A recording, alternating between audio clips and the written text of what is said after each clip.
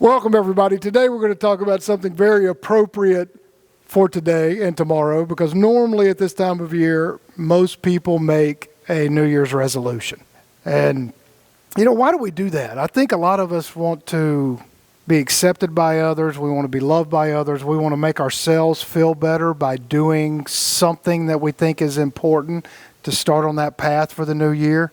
And that is why we set goals, because we want to, feed our egos. We want to, I'm going to get a new job this year. I'm going to do something to get me out of debt or make more money or whatever it is. But it also is a form of wanting to fill some kind of void inside of us, typically. Not always, but typically. But then, how do we set goals? How do we achieve them? That's the big question. That's the big dilemma most all of us will struggle with. A lot of people, you hear this a lot, and you'll hear it probably tonight if you do anything, or tomorrow, or the next few days. I'm going to be happy. I'm going to be healthy. I'm going to have better, deeper relationships. I'm going to make an effort to talk to Bonnie more, Dean more. I'm going to make an effort to, not go 2 weeks without talking to my boy in Sweden or Italy, Guatemala. I'm going to have some new friends here. People think, I want to strengthen these relationships that are in my circle. Sometimes that is a goal. I want to get in tune with my inner spirit better. I want to communicate more with my higher power. I want to make more money. I want to learn a new language. I did this one last year, which totally fell on my face. I wanted to learn a new instrument, to play the violin. Now I just stare at the violin. It's horrible. I want to read more, eat better, all these things that we tell ourselves we want to start doing. But then we have to say, come on, let's slow down. How many times as a young kid or being athletic, we just take off running, but we can't run forever. All of a sudden we start to get tired, especially when we start doing that in our mid-20s, 30s, 40s, 50s, 60s, 70s, 80s. You're just like, oh man, I'm going too fast, too quickly, and I'm going to burn out. And it's too much. So you got to stop. Slow down. And that's with everything. Ricky helps me slow down a lot. And I know I help him slow down some, and he probably doesn't like me for it. But when we set goals, we're really creating an agreement, a covenant with ourselves. If I want to tell myself, I have a goal, several goals that I want to achieve, and I'm making an agreement with myself. I'm saying, Kevin, you are going to do these things. So it's just like being in a business with myself, because I am. This is how I live. This is how I express myself. This is how I make money. It's how I eat. I do everything through this vehicle, just like y'all do. So I have to treat myself with the respect that I earn for myself. Does that make any sense? Because a covenant is you're starting to make appointments with yourself. All of us here, like Andrew, you go do these events, you do your contracting work, and those are set times. You make a set appointment with somebody to go see a job. Bonnie does her things on Tuesdays. She knows she needs to be at a certain place at that time. Y'all wanted to come today, so y'all knew y'all needed to be here about 1:15, 1:20. Ricky knows he needs to see me about 7 o'clock on the mornings. Darnell knows he has to be at Paul's. We make these appointments, but do we make appointments with ourselves? Because I really want to read more. Man, I read a lot already, but I really want to read more. So I got to set aside an appointment with myself. I've worked out a lot my entire life, so I've already gotten into that habit. But that's an appointment with myself. I know I'm working out in the morning. I know I am. I've already created that lifestyle. I've already gotten way past that barrier of being uncomfortable. But if you're not setting appointments with yourself, I want to be wealthy. If you're not doing the thing, setting an appointment with yourself to go figure out how to do that, then why? How are you? How are you going to do that? You want to be a trader. You want to get a new job doing something, and you don't know much about it. Well, if you don't set an appointment with yourself to learn that thing, you're never going to do it. You have to learn how to respect yourself. And that's kind of a tough gig sometimes. This is a super cool article that we're kind of going to piecemeal through it. And most of them fail.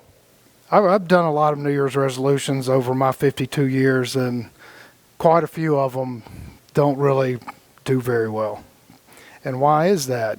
It's pretty interesting. You know, whether it's to lose weight, get out of debt, pursue some kind of hobby, like mine was playing the violin that I just couldn't do because I told myself I couldn't do it. Or, you know, if it's something else. You know, the reality is 90% of all New Year's resolutions just go away after a month or two. I want to lose weight. I want to go to the gym. That just don't work. So, and most people know that already. So if you know your New Year's resolution is probably not going to work, you're like, oh, well, it's okay. I'm just going to fail at it anyway. And then you're like, oh, I'm not going to have an appointment with myself because, you know, it's just me. I can cheat myself. Who else is going to know? It's just me, right? But for a lot of people, this time of year is hope. It's a fresh start. It's thinking I can start all over again. But it's really arbitrary. You know, like Dean was really impressive to me that he did a 72-hour fast, and he just did it. What did you finish like a couple of days ago, right? About a week ago, I think. Yeah, yesterday. So, all right, so yesterday Dean finishes his 72-hour fast, and he didn't need to wait till New Year's. He didn't have to say, you know, I need a special moment to start my goal. He just started. Like, I want to do it. This is what I'm going to do. This is a brand new day. It's a brand new second. This is my life. I'm going to do it right now. There was no hesitation. He just did it. He made his plan out. He took care of it, and he did it. So you didn't need a new day or a special day called the new year. He knew that every day is a new day. His moment is new. And that was very refreshing for me, and I was so proud of Dean for that. But why do resolutions fail? 90% of them, you know, because they're uncomfortable. Like, you know, who wants to go to the gym if you're not used to going to the gym? If it's not a part of your daily routine? Like nobody. If I hadn't worked out, like there have been times in my life where I didn't go for like a month. And you know, I started to kind of get out of that routine, but forcing myself to go back into it for the first couple of weeks is kind of uncomfortable. I'm like, oh God, I got to change myself again to do that. And who wants to be uncomfortable? Like nobody. Like nobody wants to be uncomfortable. And in order to change a behavior that we don't like about ourselves, like if we think, well, I really don't want to see my family because most of them are asses, you know, and so I just don't do it. But if one reaches out and says, well, you know, I want to meet, I want to do this or that, but you still have that emotion, I think you're still an ass. Because we get these fears inside of us that things are not changing. I'm not going to allow myself to be vulnerable or get hurt again. And so we don't want to set relationship goals or even have the doors open to that possibility, because we've gotten so used to being in a certain way. So change, mentally, spiritually, emotionally, requires a little uncomfortableness. Trying something new. You know, like we got some new people coming out today, even on New Year's Eve. That's kind of uncomfortable, going to meet strangers. You know, you see us on YouTube or wherever, and you go, oh man, that's going to change up our routine a little bit, you know, and plus I don't know these people. What if they don't like me? What if I'm too tall? What if I'm too short? What if I say something stupid? You know, that's a big fear. That's tough to overcome. Like Bonnie has been opening up. Like Bonnie's just hugs so nice now. But that took a long time. Like it took a lot of me and Bonnie seeing each other before I could tell Bonnie had a genuine smile on her face when she saw me. And before I even got close, she had opened her arms up. Well, that's a kind of a new thing over the past month or two. Like before that, it was like, you know, and rightfully so, because you have to earn people's trust, right? But both her and me were willing to explore that, because I trusted she was a good person, because Andrew, somebody I trust, said she was a super nice person. So I'm going to give Bonnie the benefit of the doubt. She's a super nice person. Well, he sort of said that. But the pain of not changing has to be greater than the pain of changing. So, like if you got an appointment with yourself to go to the gym and you're like, man, I'm going to the gym, and you just get in there and start just killing it. And then you're sore, like so sore and crazy. Then all of a sudden, you don't do it, because then you find yourself with a nice cup of coffee in your kitchen, or you're wrapped up in a blanket on your couch, and you're like, well, I'm really comfortable right now. I don't think I want to go do that. I don't think I want to go, I got something to do around my house. I got to paint something or fix something or whatever. But you know what? I think I can just sit here for a little while longer. I don't need to. I know I wanted to read that book about this topic I really enjoyed, but this bowl of cereal and this blanket of coffee is nice. I'm just going to sit here for a while. Our change, our desire has to be something that is manageable. So if you're going to the gym, you're starting this goal. Well, all right, I'm going to take better care of my bodily temple. I'm going to respect what the universe has given me, and I am going to take care of it. Well, just do it slow. Just go to the gym. Just do it in such a way where when you leave, you're going, well, that wasn't that bad. That was okay. I did a little stretching. Oh, I heard a couple of things crack, but, I'm just going to keep doing it. And I'm going to keep doing it easy, so it's not like so uncomfortable that you don't want to do it again. You have to start doing things that create patterns, like patterns that make sense. A lot of guys, especially young guys, like Noah and Jackson back here, they'll go to the gym. They're still young. They can do that. But they'll go through periods where they don't work out, not work out, because it hasn't become a part of their full personality yet.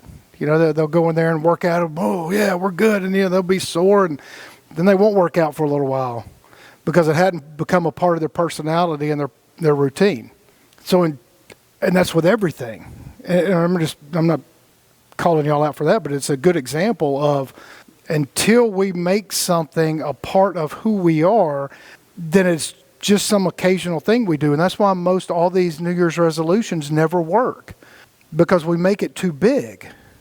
It's too much, like I want to have $1 million today. Well, that's probably unrealistic for most people.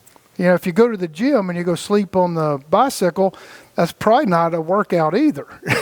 That's probably a little too easy. But if you're hating it, if you're going to the gym and you're before you even go, you're like, I hate it. I hate doing this. Or I hate talking to this person. I know I need to, I know I was an ass, so I know I need to tell this person I was sorry. But you know what? I just hate doing that because I really think they're a bigger ass. So you don't want to do it. It's too painful. It's too uncomfortable. You'd rather just have that guilt or feeling, because that's more comfortable than having to say somebody you really don't like that you're sorry. So we create all these goals and we create all these things that ultimately make us not pleasant. It's not pleasant for ourselves. And we have to take baby steps, I think, with everything. Just like growing this group out here. It's just baby steps. It's just little baby steps. I want to create, my biggest goal in life is to create 40 or 50 regular people coming out here that builds a really strong bond of trust where we get together. Where we get together to learn something. Like me and Dean have been watching documentaries regularly.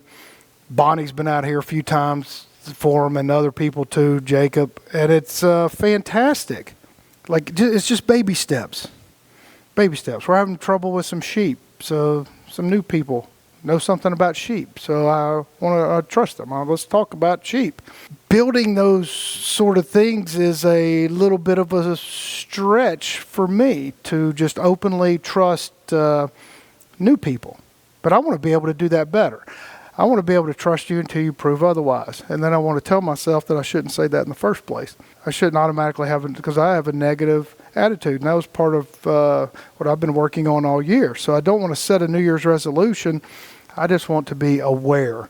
And I think that is what a New Year's resolution ultimately is, no matter what the goal is to be aware. I want to be aware that I don't like going to the gym, so I can figure out a way to convince myself that I'm keeping this appointment with me, and I'm going to go there, and I'm going to do it in such a way that I'm not going to hate it. I'm going to talk to this person and get outside of my comfort zone and do it in such a way that I don't hate it. And if we can tell ourselves, like I want to be financially independent, so I'm going to do certain things that are uncomfortable to me, but I don't hate it to figure it out. That's a big, big deal. And everything is one step at a time. And a lot of times we'll beat up ourselves. I like to keep using this gym analogy because sometimes you won't go and then you're like, oh man, I'm a loser. I can't believe I didn't go. You kind of tell yourself, and then you're allowing yourself the excuses. Like there's always an excuse. And it's okay if I break the appointment with me. It's okay. We have to be aware of our habits.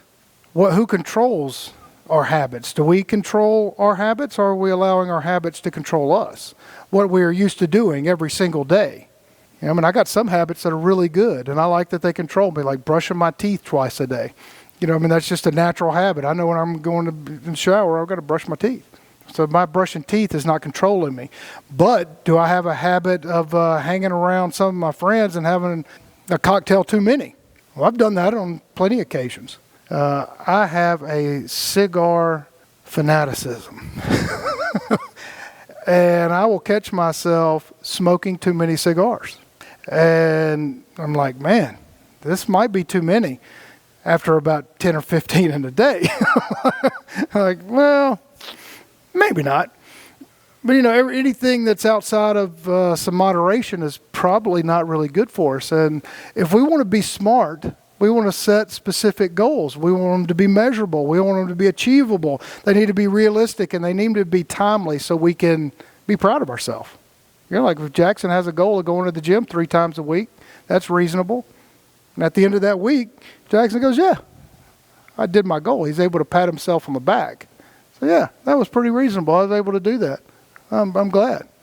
Like we hadn't been training martial arts for the past few weeks. That's mainly my fault. But it's upset me. And so I kind of got down on myself. Man, I got an appointment with Jackson. But, it's Jackson. We'll figure something else out. But that was just an excuse for me. Stupid. Stupid. It has to be something that's going to last. So you got to stick with it. And if we can't, I would never imagine anybody setting a New Year's resolution on a whim without doing some serious planning. No matter what it is. If you want to have a new job, well, don't just do it on a whim. If Andrew all of a sudden thinks, well, I've been a contractor for a long time. I think I'm going to build a high-rise today. That might be an overstretch without doing some serious research into how to do that. Or maybe not, but probably. I think it's important to keep these things, as I'm wrapping this up, keep these things in mind. When we feel overwhelmed and stressed, we're about to do something stupid or not do something, we start to get off track. Shouldn't we pause? Shouldn't every time, be self-aware, man, I'm down on myself. I'm kind of feeling negative. Something that guy told me yesterday or something my spouse did or didn't do is kind of irritating me. Shouldn't we just stop and pause and figure out, okay, are these my emotions? Or did they actually do something that I need to discuss with them? Or have I let myself down in a way that I need to talk to myself? How many times do y'all talk to yourself? Yeah, I walk around this big farm and sanctuary rattling off to myself all the time. If any of y'all saw me, y'all would think I was nuts, which may be true. I don't know. But if we don't use the tools that are given to us by the infinite, we're doing ourselves and the infinite a disservice. We're harming ourselves by not, I've heard you say this a couple of times. I wish I could do that. I wish I could stretch. Some people just can't stretch because of a physical ailment, but a lot of people can. I've heard that a lot because I stretch all the time. Everywhere I walk, my back kind of hurts sometimes, so I'll stretch. And that's a comment that's pretty common. God, I wish I could do that. Well, most of you can. If you're tight, start to stretch a little bit every day. Wake up in the morning and stretch a little bit every day. A few minutes, 1 minute. Just start doing it. And if we don't meditate and pray and ask, like just ask and you will receive. It's a famous line. If you don't ask, you will never receive anything. That's whether or not you're an atheist, an agnostic, or a firm believer in whatever religion you want. If you do not ask, you will not get anything, ever. You won't get any more love. You won't get any more acceptance. You won't get any more happiness. You won't get any deeper, meaningful friendships. You won't get anything unless you are asking, unless you are giving, unless you are making the effort in a way that is not terribly uncomfortable so you can stick with it. So, with everybody making New Year's resolutions, I hope that you keep this thinking. Don't do anything that is going to be too overwhelming and too uncomfortable, or you're not going to get it. You're not going to get the new job that you want. You're not going to get the body that you want. You're not going to get the love and affection that you want if you just dive off and think, well, I'm going to get it today or this month because I'm just made a New Year's resolution. That's just not how life works, typically. I mean, Darnell could get the lottery, but it's probably unlikely. I'm just going to say. And for those of y'all, I've had some people ask me recently what this is, so I'm going to play it for y'all. Well, there we go. That's just for our logo, and I've had a lot of people make comments about it lately. What is it? What does it mean? It just means you can go infinitely inside of yourself. It's just a geometrical form. You can continue to go inside of yourself forever. That's for all you people making comments about it. Thank y'all for joining us. Thank y'all for the some of us that have been here today for New Year's Eve. And I am very happy that Andrew often brings us food on Sundays. So if y'all are in the local area and what we talk about and all these subjects resonate with you, then come out and see us.